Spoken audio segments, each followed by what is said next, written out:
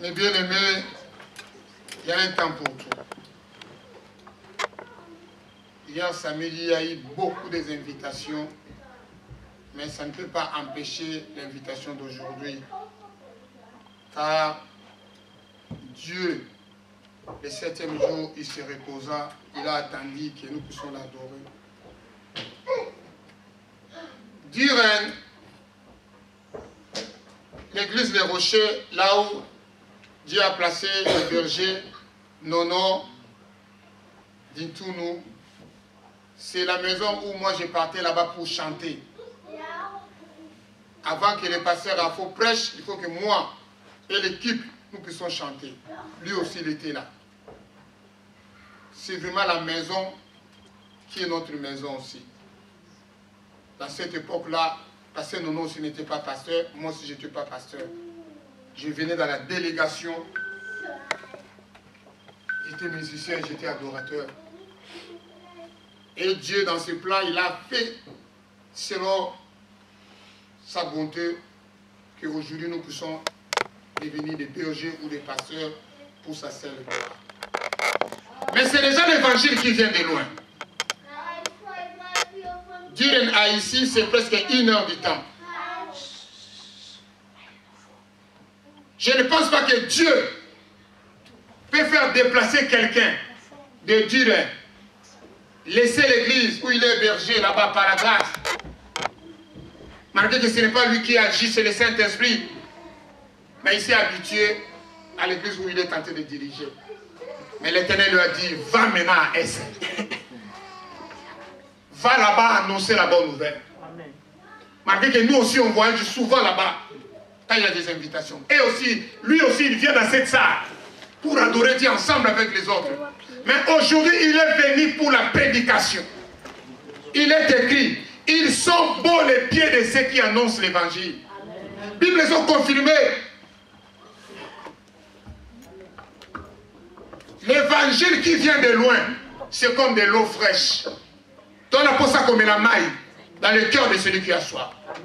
Les thèmes, quand je lui ai dit que papa c'est toi qui vas venir, il a dit, pasteur c'est toi qui vas venir, il a dit, pasteur, le thème que Jésus-Christ redresse tous ceux qui sont courbés. Ah, j'ai dit c'est ça. C'est le temps où il y a beaucoup de gens qui sont courbés. D'une façon ou d'une autre, par des problèmes. Pas de difficultés, il ne dort pas bien, je ne sais pas quoi, il attend les enfants, le mariage, c'est déjà courbé, je ne sais pas quoi, mais je sais qu'on va écouter son serviteur. Alléluia.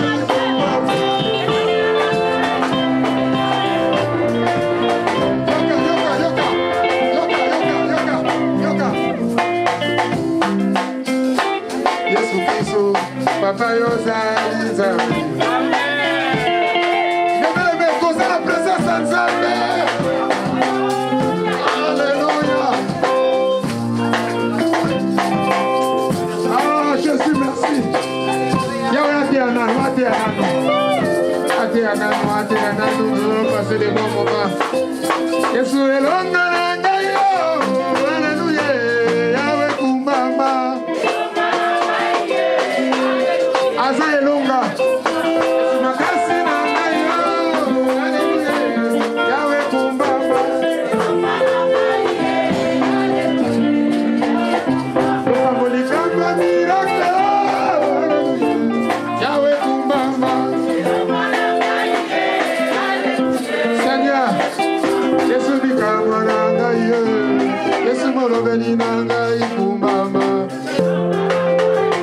L'évangile qui vient de loin, c'est comme de l'eau fraîche.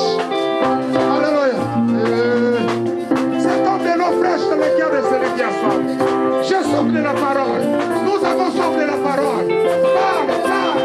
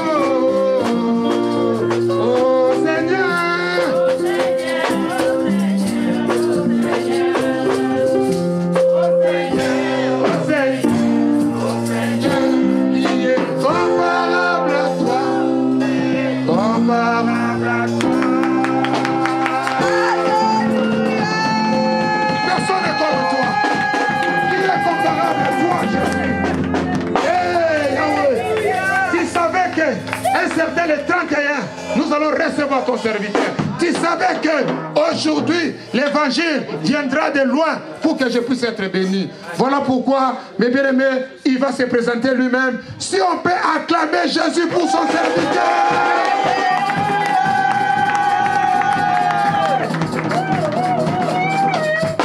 Yes. Amen, amen. Amen. Amen, amen. Est-ce qu'on est dans la joie? Amen. Est-ce qu'on est dans la joie? Amen. Est-ce que nous pouvons les manifester?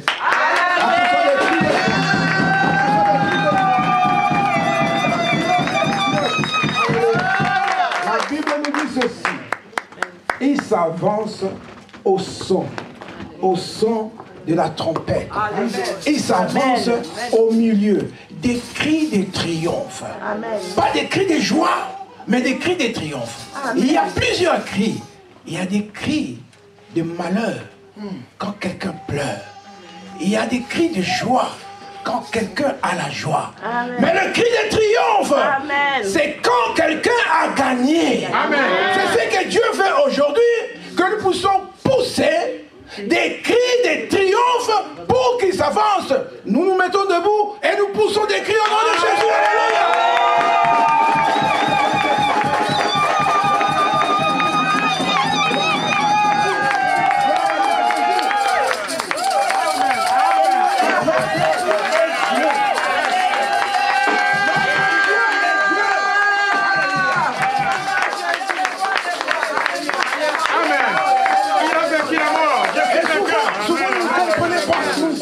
Pas ces choses. Quand nous poussons des cris de triomphe ou des cris de joie vers Dieu, C'est un langage spirituel. Amen. Nous disons à Dieu, tu es le Tout-Puissant. Et Satan n'est rien. Satan n'est rien, malgré qu'il y a certaines personnes qui l'adorent. Mais toi, tu es le maître de maîtres, le roi de rois, le créateur de toutes choses. C'est toi qui as créé Satan. Satan est une créature comme toi et moi. Et le Dieu qui nous a créés habite en toi. C'est pour cela que nous devons pousser des cris, des cris, des cris vers l'Éternel.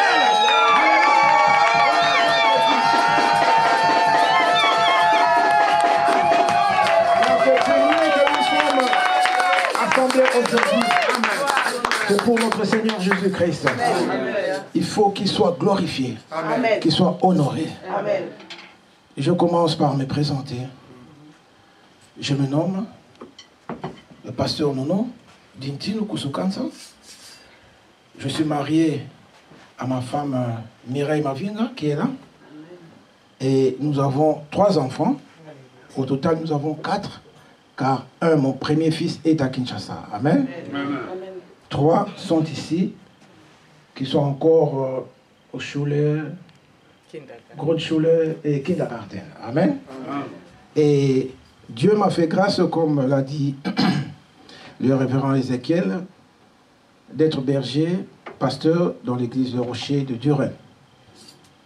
Et cette maison de LVM SN n'est pas étrangère pour moi. LVA, les vrais adorateurs, n'est pas une maison étrangère pour moi. C'est ma maison. Ce n'est pas la première fois que je viens ici. Je suis familier avec cette maison. Amen. Et je rends grâce à Dieu, premièrement, car il a permis que je puisse venir dans sa maison pour venir parler de sa part.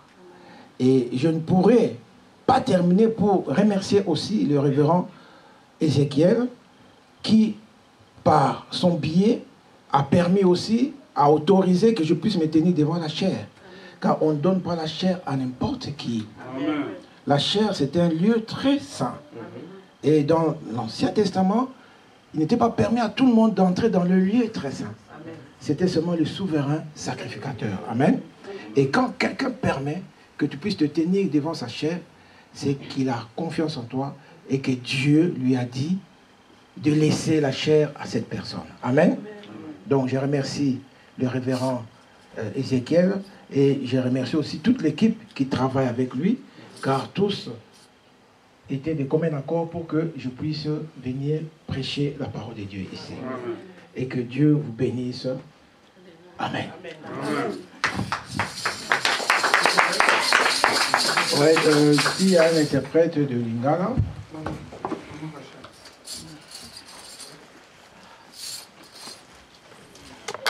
Seigneur Dieu des grâces, je laisse cette parole entre tes saintes mains. Cher Saint-Esprit de Dieu, daigne nous conduire tout au long de cette parole, de cette prédication. Laisse que tu puisses préparer nos cœurs à écouter la parole de Dieu. Que nos cœurs soient une terre fertile dans laquelle la sémence qui est la parole de Dieu va entrer pour produire des fruits dignes de repentance. La parole de Dieu me dit ceci dans le psaume 119, verset 18. Ouvre-moi les yeux pour contempler les merveilles de ta parole. Seigneur, je demande en ce moment-ci que tu puisses m'ouvrir les yeux. Je n'aurai rien. Mais quand je dis que je ne connais rien, le Saint-Esprit va augmenter quelque chose en moi. Amen. Et c'est ce que dit la parole de Dieu dans le psaume 119, verset 130. Que cette parole puisse augmenter l'intelligence. Et il laisse que tout ce qui s'élèvera contre la parole d'aujourd'hui soit anéanti par le nom tout-puissant de Jésus-Christ. Et que Jésus-Christ puisse régner en maître comme Seigneur des Seigneurs dans nos vies. Et je dis encore, non pas à nous, mais en ton nom, Seigneur, donne gloire. Amen. Nous attendons pour notre Seigneur. Et nous connaissons tous le thème. Le Seigneur Jésus-Christ redresse tous ceux qui sont courbés. Le révérend a un peu effleuré ici. Comment est-ce que les gens sont courbés? Et chacun est courbé de sa manière. Oui, nous n'avons pas tous les mêmes problèmes. Mais la solution vient d'une seule personne. Amen. Et nous allons lire Marc 5, versets 21 à 34. Mais nous allons nous arrêter à 29. Est-ce qu'il y a quelqu'un qui peut lire? Marc 5, 21 à 34. Mais arrêtez-vous au verset 29.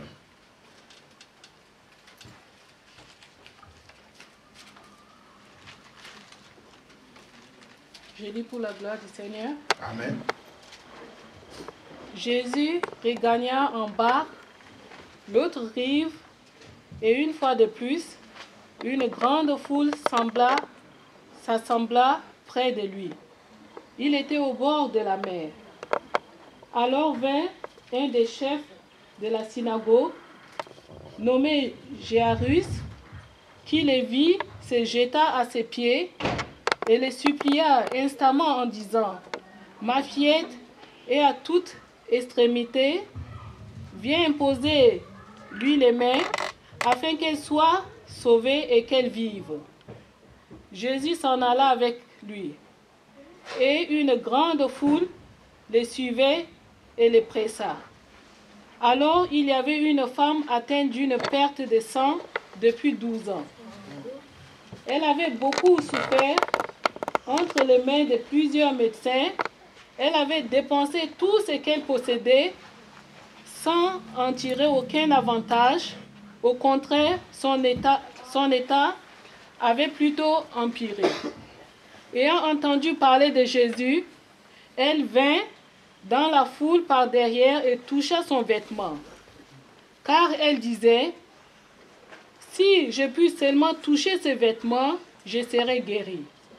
Au même instant, la perte de sang s'arrêta et elle sentit dans son corps qu'elle était guérie de son maladie, de son mal. La parole du Seigneur.